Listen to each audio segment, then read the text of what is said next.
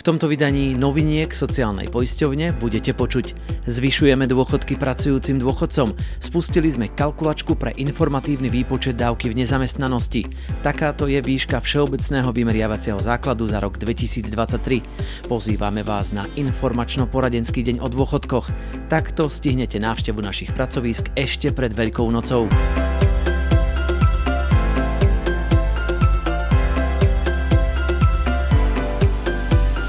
Vítajte pri prehľade informácií, ktoré sa vás týkajú. Zo sociálnej poisťovne vám prinášame súhrn dôležitých správ za posledné dni.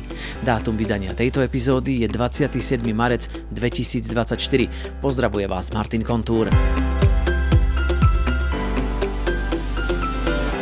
Zvyšujeme starobné dôchodky tým poistencom, ktorí v roku 2023 pracovali popri poberaní dôchodku a tým pádom za nich zamestnávateľ platil odvody aj na dôchodkové poistenie. Konkrétne sa to týka približne 160 000 penzistov, ktorým sa dôchodok zvyšuje za získané obdobie dôchodkového poistenia počas poberania dôchodku za uplynulý rok.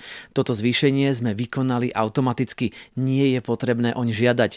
Tí poberatelia dôchodkov, ktorých sa uvedená zmena týka, dostanú o zvýšení od nás písomnú informáciu, a to buď do schránky alebo do elektronickej schránky, ak ju majú aktivovanú. Zvýšený dôchodok dostanú dotknutí poberatelia v aprílovom výplatnom termíne spolu s doplatkom od 1. januára 2024. Priemerná výška mesačného zvýšenia je 5,90 €. Priemerné obdobie práce popri dôchodku v roku 2023 bolo 9 mesiacov. Poistenci a poberatelia dávok zo sociálneho poistenia, ktorí pracujú alebo pracovali v Českej republike a na Slovensku, budú mať príležitosť prediskutovať si svoje dôchodkové záležitosti na jednom mieste. Vo štvrtok 18. apríla 2024 sa uskutoční Slovensko-Český poradenský deň o dôchodkoch v priestoroch pobočky sociálnej poisťovne v Trenčíne. Toto poradenstvo poskytujeme v spolupráci so zahraničnými partnermi bezplatne. Ak sa chcete prísť poradiť, odporúčame vám zarezervovací termín. Telefonický a mailový kontakt nájdete v popise tejto epizódy. Pokračujeme v elektronizácii našich služieb. Tentoraz sa to týka tých, ktorí sa z rozličných dôvodov ocitli bez zamestnania. Pripravili sme pre nich kalkulačku na výpočet informatívnej sumy dávky v nezamestnanosti. Vďaka nej tak získajú orientačný obraz o sume, na ktorú budú mať v prípade priznania dávky v nezamestnanosti nárok. Stačí do nej zadať dva údaje: dátum zaradenia alebo predpokladaného zaradenia do evidencie uchádzačov o zamestnanie a tiež výšku priemernej mesačnej hrubej mzdy. Následne je potrebné použiť tlačidlo vypočítať a kalkulačka vám zobrazí nasledovné údaje: dennú výšku dávky, keďže dávka sa poskytuje za dni, výšku dávky za mesiac, ktorý má 30 dní, a výšku dávky za mesiac, ktorý má 31 dní. Našim klientom zároveň odporúčame, aby si v tejto životnej situácii zároveň aktivovali prístup do svojho elektronického účtu poistenca, pretože ten im ponúkne detailnejšie informácie o stave žiadosti o dávku a po jej priznaní tiež informácie o sume dávky v nezamestnanosti a jej výplate po jednotlivých mesiacoch. Poistenec tak môže sledovať celý proces online od žiadosti až po výplatu a v prípade nejasností nás môže kontaktovať. Link na kalkulačku pripájam v popise tejto epizódy.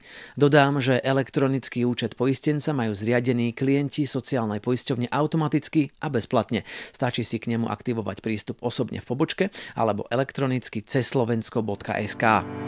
Ak nás počúvate ešte pred Veľkou nocou a potrebujete stihnúť návštevu nášho pracoviska, určite sa vám hodia informácie o otváracích hodinách. Vo štvrtok 28. marca máme otvorené štandardne od 8. do 12. Na Veľký piatok a Veľkonočný pondelok sú naše pracoviská zatvorené. Naši kolegovia sú vám k dispozícii opäť v útorok 2. apríla od 8. rána počas bežných otváracích hodín. Kedy máme otvorené v tej vašej pobočke, si viete skontrolovať kedykoľvek na našom webe. Vpravo hore v sekcii Kontakty vyberte si pracovisko, ktoré sa chystáte navštíviť, a dozviete sa nie len otváracie hodiny, ale tiež či náhodou tá vaša pobočka má otváracie hodiny upravené. Výška všeobecného vymeriavacieho základu za rok 2023 je známa. Je to 17 160 eur. Ak sa pýtate, ako sa vás táto informácia týka, tu je odpoveď.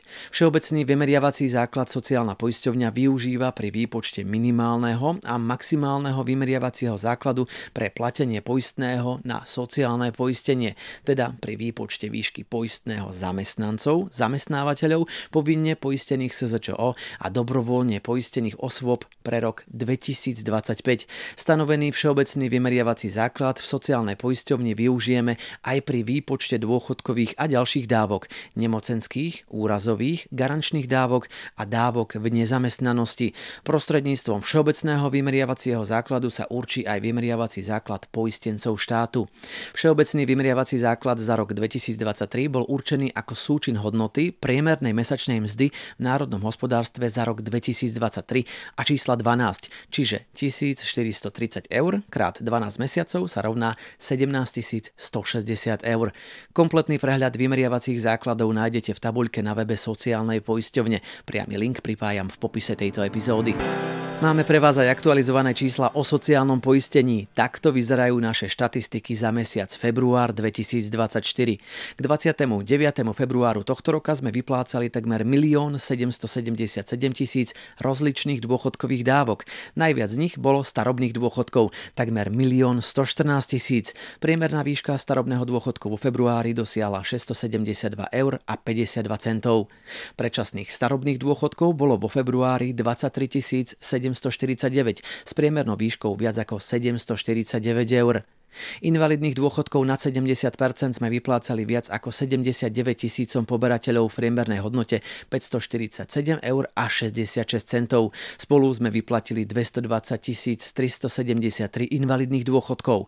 Vdovských dôchodkov bolo takmer 285 500, vdoveckých 52 715. Sirotské dôchodky poberalo viac ako 20 500 klientov.